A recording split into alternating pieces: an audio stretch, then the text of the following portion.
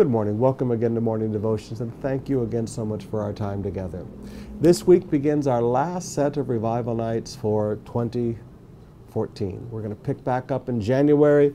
First week of January, we'll start back at South and then East and then Main and get the schedule going for the whole year. But December, we just need to focus on Carmageddon, Mahabang traffic. We need to get focused on getting the shopping done and all of the extra requirements of family and the offices and things like that. But let me encourage you, make sure you're in the services on the weekend. And this is our last week, so be here this week, Tuesday night, Wednesday night, Thursday night, Friday night. Right now I want to talk to you about learning to think. In Proverbs chapter 24, verse 30, I went past the field of a sluggard, lazy person, past the vineyard of a man who lacks judgment. Thorns had come up from everywhere, and the ground was covered with weeds, and the stone wall was in ruins. And I applied my heart to what I observed, and I learned a lesson from what I saw.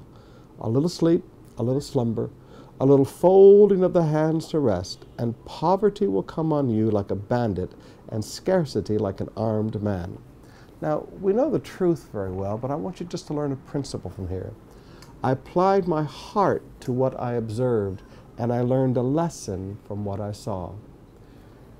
As a Christian, we need to learn to not just see things, but learn from what we see. Let me say that again. Not just see things, but learn from what we see. A wise person does not just walk through life and see lots of things and see them as a series of facts without application. You need to apply your heart to what you see. You need to learn a lesson from the things that you see. As you walk through life and you will watch a man treat his wife in a certain way, learn lessons from it. You're a young man, you're trying to learn how to treat a woman, and you've grown up in a home without a father.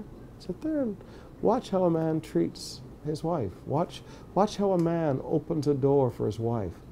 Watch the smile that comes up on a woman's face when her husband takes care of her.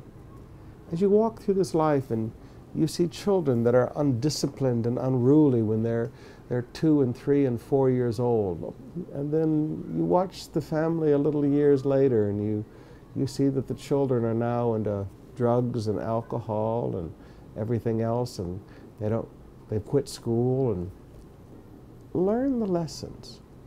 As you look around you in life, both from a positive viewpoint and a negative viewpoint, learn to look at things, but then go back and think about things.